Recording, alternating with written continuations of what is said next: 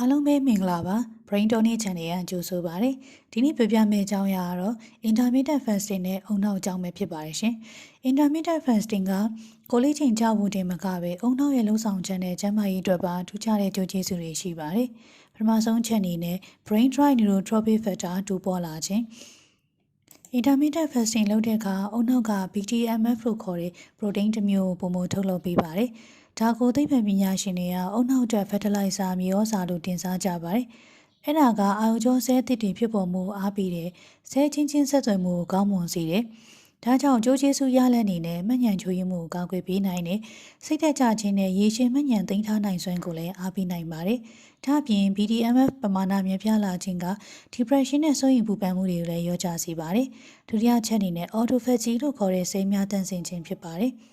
အစာမစားဘဲနေတဲ့ချိန်မှာအုံနောက်ဆဲတွေက autophagy ဆိုတဲ့ဖြစ်စဉ်ကိုစတင်ပါတယ်။ဒါကဆဲတွေကသူတို့ထဲမှာရှိတဲ့ပျက်စီးနေတဲ့စိတ်ပိုင်းနဲ့စိတ်တောက်တွေကိုဖယ်ရှားပြီးကိုယ်ပြန်လည်တန့်စင်တဲ့ဖြစ်စဉ်ပါ။ဒါကြောင့်အကျိုးကျေးဇူးရလဒ်အနေနဲ့အယ်ဇိုင်းမားနဲ့ပါကင်ဆန်လိုမျိုးအုံနောက်ရွေးတဲ့ယောဂတွေကနေကာကွယ်ပေးနိုင်ပါတယ်။တတိယချက်အနေနဲ့ metabolic switching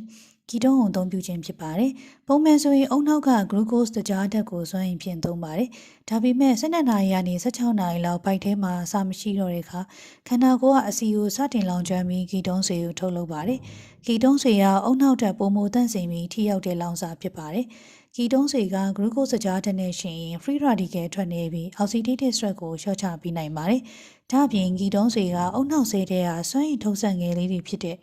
မိုက်တိုကွန်ထရီယာရည်အတွက်ပိုများလာအောင်လှုံ့ဆော်ပေးနိုင်ပါတယ်။ဒါကြောင့်ကြိုးကျေးဇူးရလဒ်အနေနဲ့အုံနောက်ကပင်ပန်းနှွမ်းနယ်မှုမရှိဘဲအလုပ်တွေကိုကြာရှည်အာရုံစိုက်လှုပ်ဆောင်နိုင်စွမ်းရှိလာမှာပါ။စရုဒ္ဒချက်အနေနဲ့ neuroinflammation လျှော့ချခြင်းဖြစ်ပါတယ်။ကီတုံးဆွေက NLRP3 inflammation ကိုပေးလိုက်တဲ့အတွက်အုံနောက်ထဲမှာရောင်ရမ်းမှုနည်းသွားပါတယ်။ဒါကြောင့်ရောင်ရမ်းမှုနည်းခြင်းကအုံနောက်ကိုအသက်ကြီးလာတဲ့အထိနှုတ်ပြလန်းဆန်းစေပါတယ်။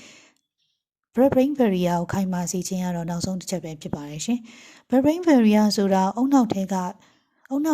ပြင်ကစိတ်ထောက်တွေမဝင်အောင်တားဆီးထားတဲ့လွှာပါ။ intermittent fasting လုပ်ခြင်းကအုံနောက်ထဲမှာရောင်ရမ်းမှုကိုတိုက်ရိုက်ရော့ချစေုံတင်မကပဲစိတ်ထောက်တွေပါမဝင်အောင်တားဆီးပေးနိုင်တဲ့ brain barrier ကိုခိုင်မာစေတာကြောင့်အုံနောက်ကျန်းမာရေးအတွက်ထောက်ကူပြုပါတယ်။အခုပြောပြသွားတဲ့အကြောင်းအရာများကတော့ intermittent fasting လုပ်ခြင်းကြောင့်ရရှိနိုင်တဲ့အကျိုးကျေးဇူးများပဲဖြစ်ပါတယ်။အားလုံးကိုကျေးဇူးတင်ပါတယ်ရှင်။